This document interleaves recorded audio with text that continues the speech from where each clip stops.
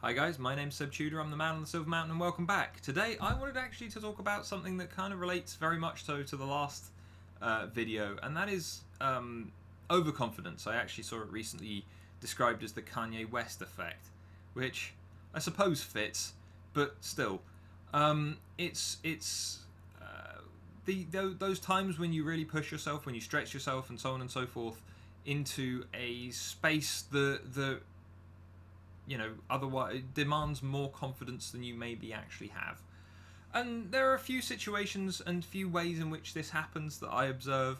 A lot of it is where you are pushed to do it through a need for validation or a need to make yourself appear something that maybe you're not. In the case of people like arguably Kanye West and so on, some of these people, it very much seems to be related to ignorance.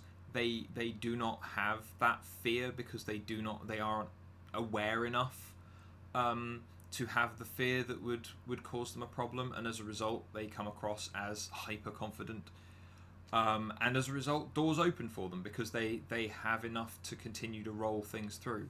And I wanted to talk, overconfidence often gets a bad rap because, as said, it's one of these things that it's usually you're doing it for someone else. You're not really doing it for yourself. That exaggerated behavior is kind of performance, but also it gets a bad rap because, as said, it's usually attributed to people who don't know any better, who aren't smart enough to realize the potential negatives or the things to be afraid of along the way. And the thing is, I would say that yes, whilst those things are to one extent or another accurate, some of the other things that stand out to me are that if I, for example, in my life, and in some other examples that I'll go into in a minute, but in my life to begin with, if I hadn't had that level of confidence that allowed me to kind of push on beyond that, it wouldn't have allowed me to, for example, set up my own coaching practice, be doing this with you guys, be the time when I was basically told not to rock the boat in regards to a situation at work, at which point I was confident enough in my morals, in my values, in my beliefs, and in the contract and the other bits and pieces procedurally that were in the business, that I ultimately, considering I wasn't going to get anywhere with that, I decided that I just had to leave. And if I hadn't had the confidence in myself and in what I was doing to be able to just up and leave, then that would have caused me far more problems down the line, I have no doubt. And from what I understand, as soon as I left, as with in fact most of the places that I've worked to one extent or another, when I have left because I was one of the people doing a lot of the work, they have gone downhill. And that in this particular instance, I still have a lot of contact with people that are still working there, and the place is kind of crumbling to one extent or another, which is kind of sad because there was a good team there, but at the same time it's the people at the top that were causing the problems, and it's the people at the top that are letting the place fall to pieces. So yeah, that's an interesting kind of situation. But again, if I hadn't had that level of overconfidence, if I hadn't been able to push myself to it, if I hadn't been able to exaggerate my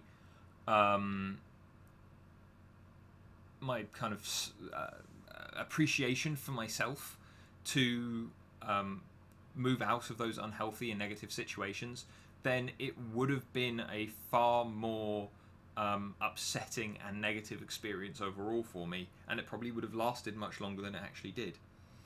So there's that. In another couple of instances, the level of overconfidence allowed by, to a degree, fetishization. People with lucky pants, lucky watches and other various items. The level at which that helps people.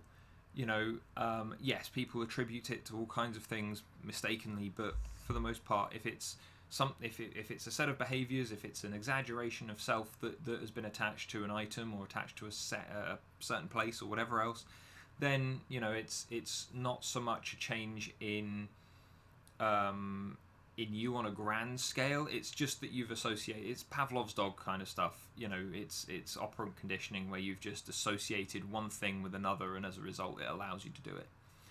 But you know, in those cases, that has a very obvious net benefit to those people, because just having lucky pants has allowed those people to then push themselves further, do more, stand up in front of people and give a speech, whatever. You know, it's granted them that extra leeway that they needed to get somewhere. And I've had a couple of individuals like that I've coached who've taken those kind of extra measures, but it wasn't just a random, oh, I have lucky pants, but they've specifically given themselves their own suit of armor, or their own kind of attachment to equipment that they use and stuff like that, to allow them to be confident in the equipment, and allowing them therefore to be confident in themselves, and therefore progress further than they would have done otherwise.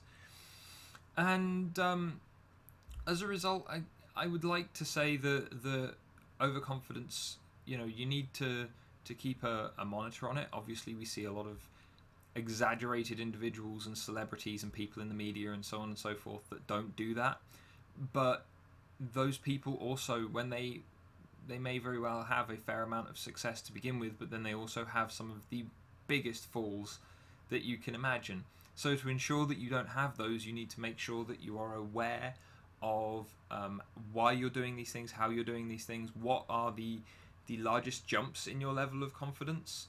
You know, I definitely feel more confident when I've got a group of people around me who at the very least are supportive of me, or that I feel I can trust. You know, that is a thing that I feel like a lot of people can appreciate. But as a result, having those people around me, jumping out and doing more things, is far easier for me. As I've said in regards to these videos have been quite hard for me, especially early on, to get into doing, just because I'm sat in a room by myself, when ordinarily if I was giving some kind of presentation, or if I was discussing a matter like this to one extent or another, I would either be face to face with an individual client, or I would be in front of a very large group of people putting this forward as a discussion. And who knows, maybe I'll get to do more of that in the future, but that environment where I'm able to stand up to begin with in front of a large group of people gives me much more of a nervous energy to get to put things across and to do a good job. And then once I've settled in, once I know who I'm talking to, once there's a little bit of to and fro and back and forth between me and them, then it becomes a case of I feel very comfortable, I feel very happy, and I feel much more at ease, because my level of confidence in myself hasn't changed, but I've been able to exaggerate it to an extent that it's more apparent to the people around me. And as a result, you know, that kind of stands clear of, you know, within these situations, I am like this. I do these things, and it's the way that I cope. It's the way that I act. It's the way that I appreciate myself and try to help others appreciate me in what I'm doing. But it's a case of making sure that I don't let that spill out into other places where I just end up being a dick, or where I end up being too positive when that's something beyond what the people around me are appreciating. And as a result, you know, like me turning up to I don't know, a funeral, and me bigging up everything about both myself and all of the times that I had with this person, may go down well with some people, but it probably wouldn't go down well with a lot of them. And as a result, it's one of those situations where, again, you need to take a step back. You need to have some introspective time, just to monitor yourself, keep yourself in check, and mostly, as said, aware of what you're doing. Because without the awareness, you end up throwing yourself into things that are potentially detrimental, or that level of overconfidence doesn't come with the fear to try and temper it. And yeah, as a result, I'd like to know what you guys think. What do you guys think of overconfidence? Is the Kanye West effect a good way of describing it? But yeah, let me let me know. Have you ever had to push yourself to be far and beyond your normal confidence level, or in regards to kind of making a bigger deal of how confident you are, purely to get through a situation? You know, how did that feel? What was the experience like? But yeah, if you found this interesting at all, please drop me a like so I know to make more of these, and otherwise subscribe for more. I'll see you in the next video. Take care, guys.